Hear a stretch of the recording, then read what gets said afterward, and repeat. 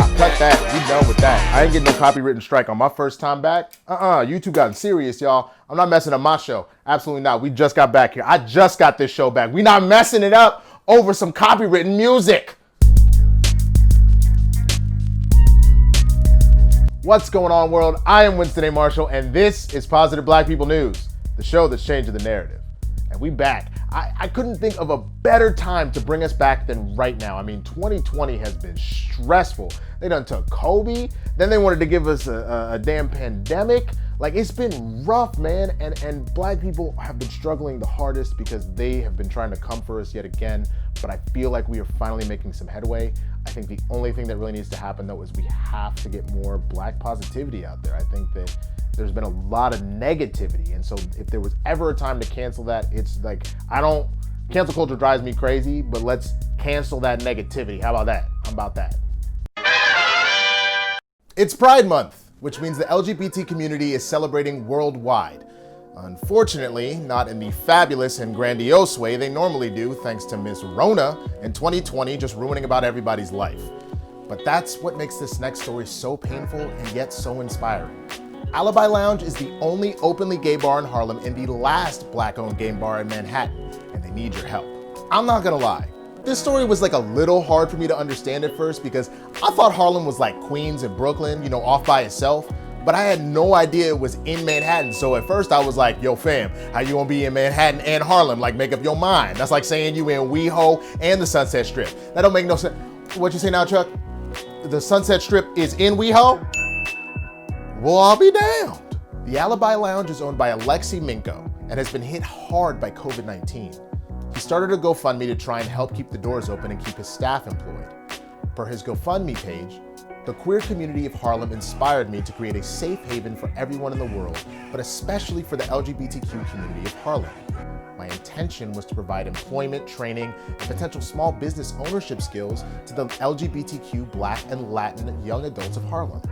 Alibi Lounge, in association with Strive International, created a program sponsored by the City of New York, offering hospitality career training as a commitment to this goal. This has ensured employment to those who achieve their training successfully. Now, what inspired me to first find this page is that I wanted to combine my efforts to help a black-owned business, similar to what Jay and I did in our town hall of Blurs in the Hood, with an LGBTQ organization since it's Pride Month. And unity is the one thing that will help everyone come together and receive proper justice. And Mr. Minko's Lounge perfectly fits that bill. As of writing this script, he's really not that far off from his goals. So if you want to know how you can help, go in the description below and you can click on the link. It's www.gofundme.com/everyoneneedsanalibi. Donate whatever you can. Everyone doesn't just need an alibi, they need a place to be themselves. Let's make sure that this one stays open. We all know Father's Day has been reduced to the day you finally get around to giving your dad a phone call or making him a card out of construction paper. And despite numerous efforts by entertainers like Will Smith, who made a whole Father's Day song, just the two of us. Let me be a good daddy, all he needs, love, knowledge, discipline too.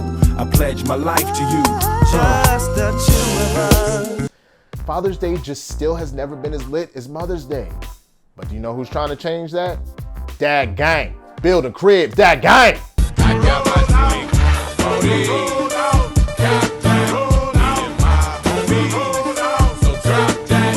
The Dad Gang was started in the mostly white part of Long Island, New York by the very black Sean Williams, who said his neighbors would often compliment him for spending time with his own damn kids in the year 2016 of our Lord. To get a compliment about sticking around for your child or being an active dad is just insane. So now the Dad Gang are here on a mission to defy stereotypes, shatter myths, and celebrate black fatherhood every single day. Now, we've all heard these negative stereotypes about fathers, especially black fathers.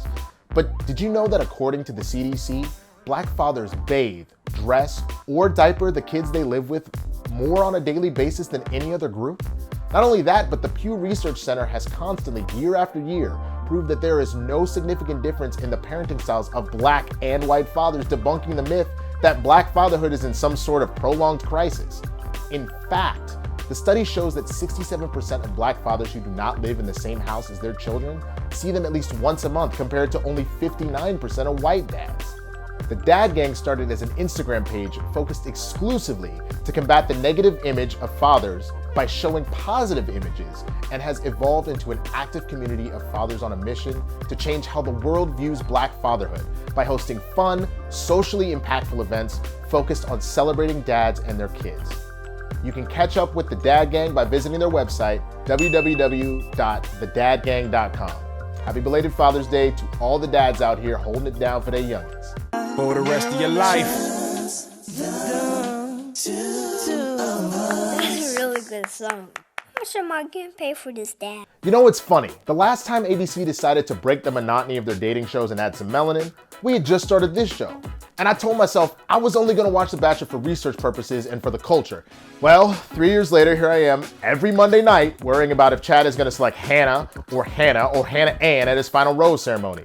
Since you know Tasha, Cian, Katie, and every other contestant of color been gone for like 3 weeks, like come on, what do we really expect? Well, no more. After 25 seasons, we will have our first Black Bachelor in Matt James. Yo, y'all sure he's Black? Cause I ain't seen a photo of him yet, and that's a real generic name. Like, what if this is a bait and switch? You know what I'm saying? What if they just pretended he was Black, and then we're gonna see the first episode and boom, there's gonna be some white guy. Huh? You tried out for the Saints? Oh, well, who that? While most people are excited to see the young man shine, a few in Bachelor Nation have taken issue with both him and the network. Claire Crowley, the current Bachelorette whose season has been delayed due to the Rona, took issue with the fact that Matt made a cameo account after initially being cast on her season. While I appreciate that it's her season, Matt apparently already had a platform, and all the proceeds from his cameo were going to the Robin Hood Foundation. So maybe chill out, girl. Rachel Lindsay, the first Black Bachelorette, has been reading ABC for filth because no other person of color has been a lead since her season. Upon hearing of Matt's casting, Rachel congratulated him but tweeted out, "I would be remiss to not point out that based on the current climate, this feels like a knee-jerk reaction and a result of societal pressure. This announcement, without any further commitments regarding diversity, sweepingly brushes deeper issues under the rug.